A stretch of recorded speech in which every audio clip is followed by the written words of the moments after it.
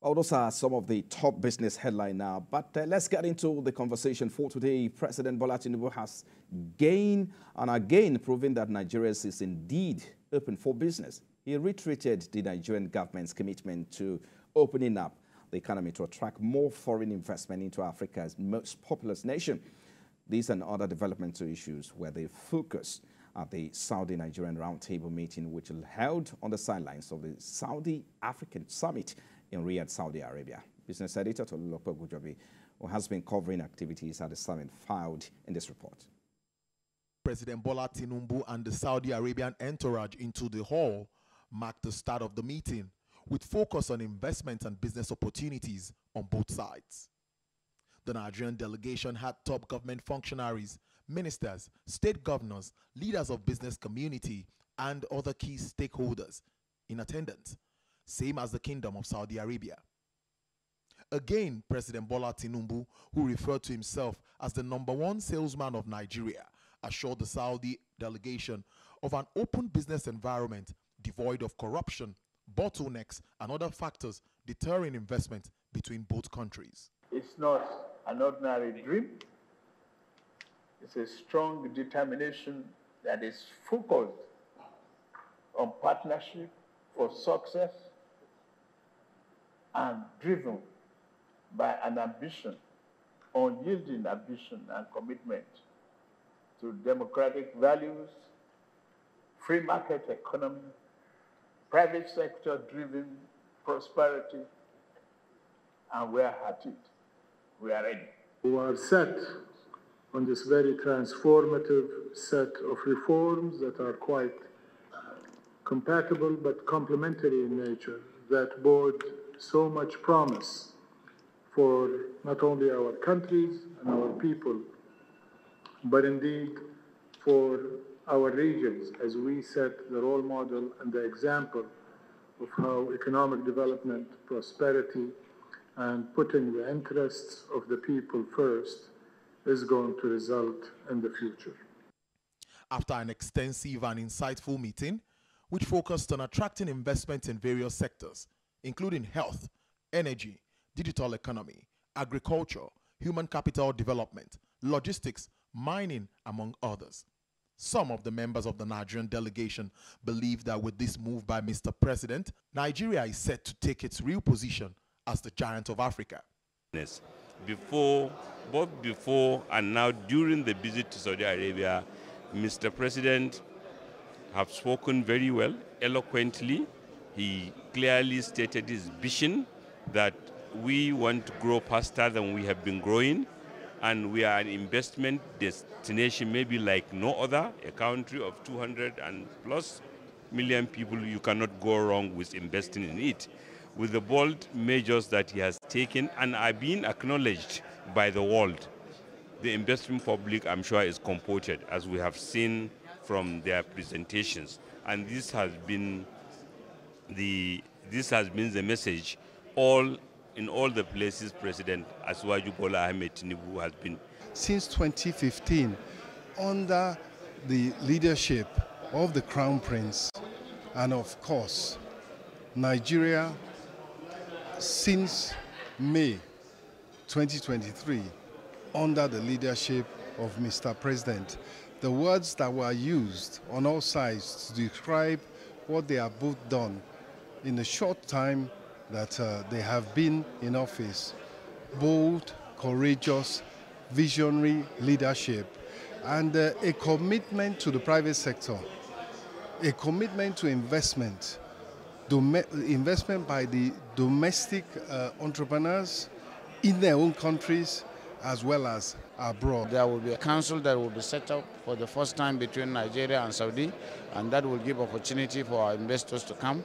And as a subnational, we are ready to queue behind, because we have really developed our own investment vision, where we want to really make sure that our own GDP will be raised through investment opportunities that abound, that are untapped. For example, they're interested in lithium and gold. We have so much of it. Arable land, we have 4.2 million arable land. Out of it, only 1.8 million has been developed. So the potential are huge. And of course, I'm very happy to be here with the president. Now, after hours of deliberation in this room, the conclusion is that Nigeria and Saudi Arabia set to strengthen ties, address all bottlenecks that have disturbed business transactions between both countries. President BolaTinubu is sure that the benefits of this will impact the economy positively. TolulopeOgunjobi, TVC News, Riyadh, Saudi Arabia. Our business editor TolulopeOgunjobi there for us there. But what are the opportunities for Nigeria and how is Nigeria cashing in on these? So for more insight now, we've been joined by the immediate past chairman, ICANN Lagos and District Society, Mr. Alexa Wikos. He joins us live in the studio. Thank you for joining us and good afternoon. Good to see you here. Thank you for having me. It's always my pleasure. Okay. So, you listened to the Minister of, Finance and Coordinating Minister of the Economy, Mr. Wale Adu. You also listened to the one in charge of budget, Mr. Baguda, and all of that. Yeah. And listening to the President, it gives a kind of confidence and hope within the economy. But let me start with you. What do you make of President's effort to win investors into Nigeria? Well, in every country, the president of that country is the chief salesman of the country. Whatever that's happening in the economy, it depends on how you're able to intermingle with the outside forces, with the outside parties. And if you have a president that understands his onions, that knows what it takes to run a country, then as the chief salesman, he is out there to discuss and to market the country in the way the country should be marketed. This is what we didn't quite see in the last few years of our national life. We didn't see this salesmanship where people go out, where the president goes out to really tell the people what is in for them. And you cannot develop if you don't have investors coming into your country to bring in the much needed capital and to create the kind of jobs that you want to be created. You can't develop. Obviously, if you look at it, it will look as if the relationship between Nigeria is just beyond, has gone beyond the Hajj focus, partnership and all of that every now and then. So talk to us about how well do you think Nigeria is ready to take advantage of this window of this common interest between the two countries? I think one area that we have always ignored, most often than not, we think that investment will only come from Europe and America or China. But you also discover that in most instances, Europe is looking for investment from the areas we've neglected, from the Arab world, from the Middle East, from Asia, from India. They're also looking for investment in those areas. So unfortunately, we are busy looking for investment in the other climate. Now, when this issue of Saudi came up, when visiting Friday for this investment, it gladdens my heart because it is an area that is on tap. Saudi Arabia is a very rich country in terms of all round. You discover that even the Arab world generally, they go to Europe to buy football clubs that others do not want to buy. We know how much capital they have thrown into those areas, into sports in Europe and into other businesses. You see how well the airlines from the Middle East is doing, for Arab world is doing. So there's a lot of untapped advantages in those climes. So the president going there to market Nigeria, it's a very welcome development. Because now this is a country that has so much in terms of their sovereign wealth fund, in terms of their reserve. And this money has to be put somewhere. So except you go and tell them and open their eyes and say, look, this is a place to put your money. They will just it will just be an idle fund. So it's a kudos to the president that he realizes and understands that there are capital hanging somewhere and very close to us here in Saudi Arabia that we've had partnership with. Nigeria is one of the countries with the largest contingent for Hajj and everything. We've had partnership with them over time. So it is now time for us to deepen that relationship and see how it can benefit us economically. Because we have, just like the governor of Bauchi State expressed, there's so much untapped resources, untapped advantage, so much open, so that you need this capital to come. So it is how you present yourself to them, and they see you that you are ready, you are serious, and there are reforms that they are looking out for. Of course, why not? They will come in to bring in the capital, and then the much needed jobs will be created.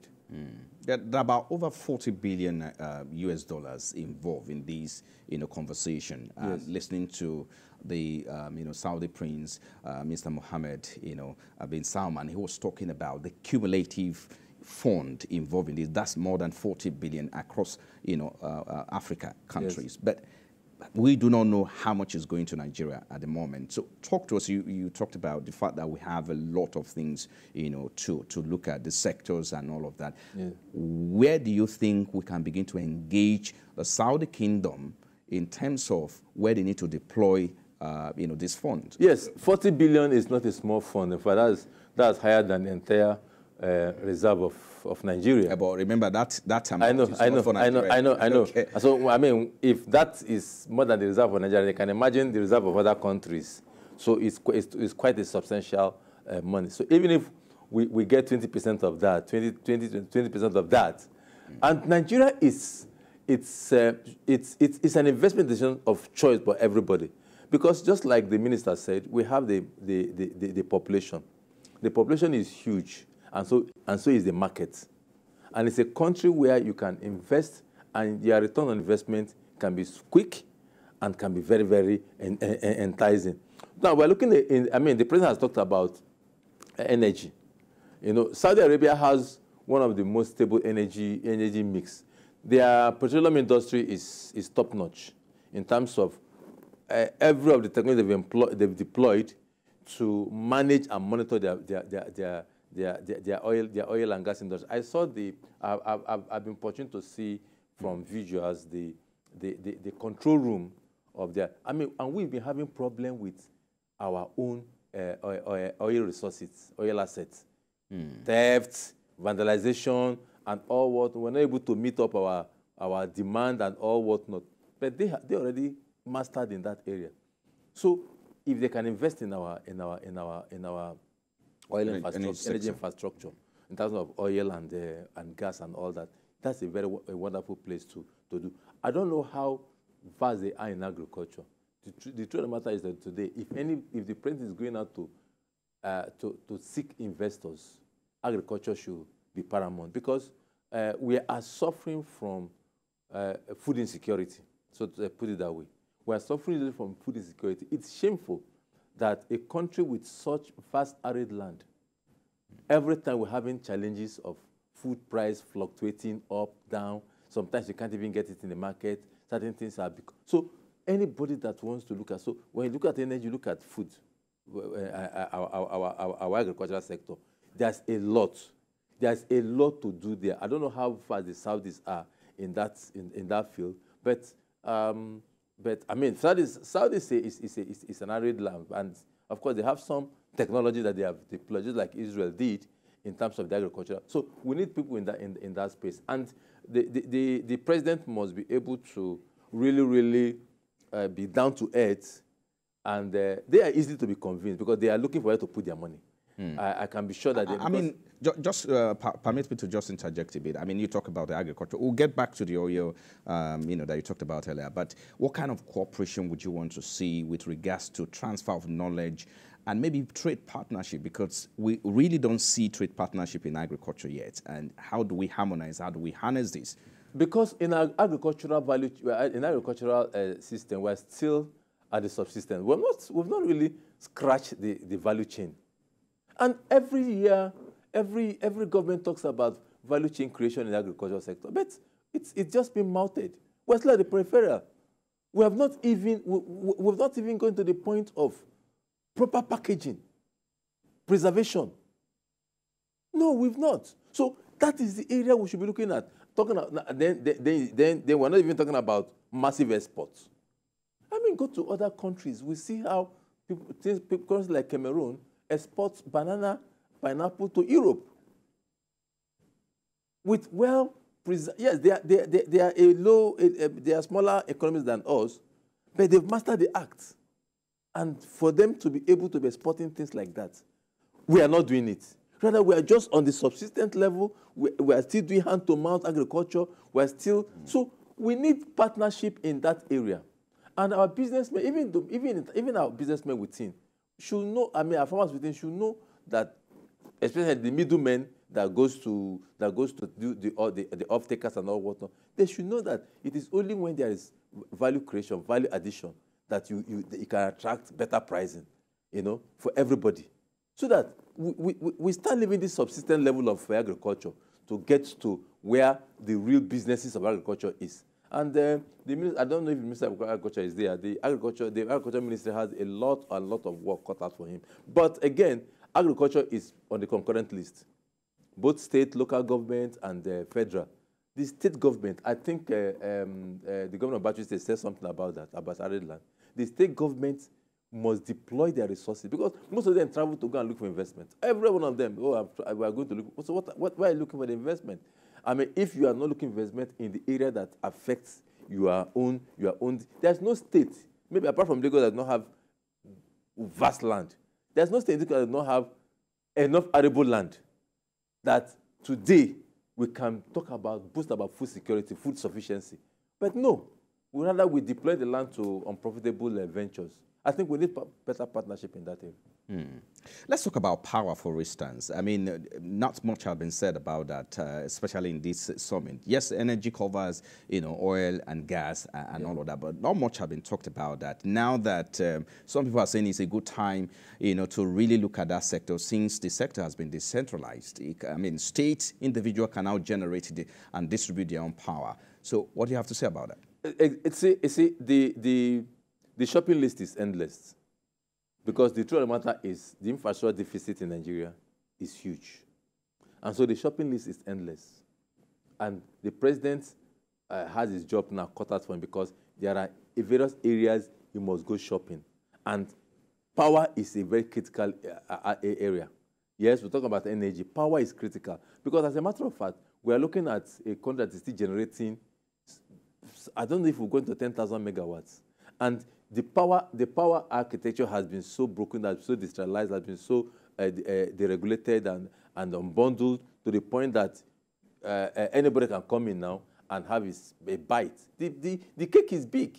The cake is big, so anybody can come in and have a bite. So these are part of what the president should be marketing to people, to bring in their capital. And I tell you, Nigeria needed those capitals, because the needs are large. And when the needs are large, the shopping list is big. So he needs to, I'm sure, in everywhere he goes, this is because, I mean, I don't know how to understand that the president is so concerned about the power generation that he's not looking at increase until there is stability. Okay. So it's a very important aspect of the whole mix. Okay.